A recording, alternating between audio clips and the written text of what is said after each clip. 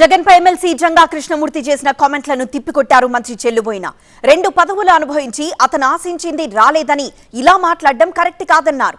బీసీల అధ్యయన కమిటీకి జంగాను అధ్యక్షుడిగా పెట్టి ఈ రోజు వరకు కొనసాగించిన వ్యక్తి జగన్ అని, బీసీల ఆత్మగౌరవాన్ని రక్షిస్తున్న జగన్మోహన్ రెడ్డిని విమర్శించడం సరికాదని కౌంటర్ ఇచ్చారు. తెలుగుదేశం రాసిచ్చిన స్క్రిప్ట్ చదువుతున్నారంటూ జంగాను విమర్శించారు. బీసీ సంక్షేమ శాఖ మంత్రి చెల్లుబోయిన వేణు ఉన్నారు. బీసీలకు సరైన ప్రాధాన్యత ఇవ్వలేదని జంగా కృష్ణమూర్తి వ్యాఖ్యలు అంతా వైసీపీ నేతలు ఖండిస్తున్నటువంటి పరిస్థితి. అంటే ఇవి బీసీ సంక్షేమ శాఖ మంత్రిగా మీరేం చెప్తారు? అంటే జంగా గారికి పదవి ఇచ్చేస్తే బీసీలకు అందరికీ న్యాయం జరిగిపోయినట్ట. పదవి అనుభవించాడు కదా.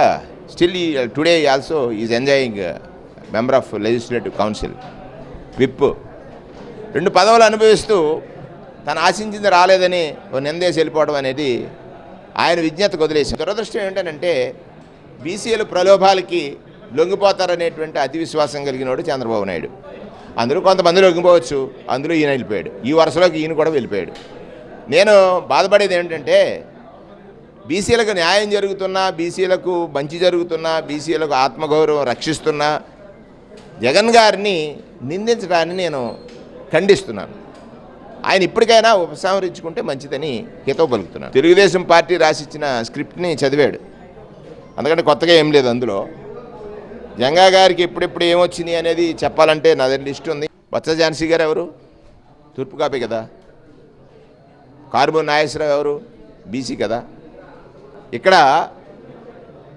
వీవర్స్కి ఇంతకుముందు పార్లమెంట్ ఇచ్చింది ఎవరు? మేమే కదా. ఇక్కడ సంజీవ్కి.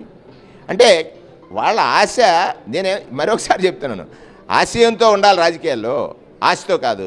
జంగా కృష్ణమూర్తి వ్యాఖ్యలు అయితే మాత్రం వైసీపీ నేతలంతగా కొట్టిపడేస్తున్నటువంటి పరిస్థితి. చంద్రబాబు వెనకుండిదంతా కూడా డ్రామాలు ఆడిస్తున్నారు. బీసీలకు ఎక్కడా కూడా అన్యాయం జరగలేదు. బీసీలకు ఉన్నటువంటి ఉపకులాలు కానివచ్చు, ఇతర కులాలు కానివచ్చు, అందరికీ న్యాయం చేసినటువంటి వైఎస్ జగన్మోహన్ రెడ్డి అనేది మంత్రి వేణు అయితే చెప్తున్నారు. కెమెరా పర్సన్ శ్రీరామ్తో కలిసి సత్య టీవీ, నేను రాజమండ్రి నుంచి.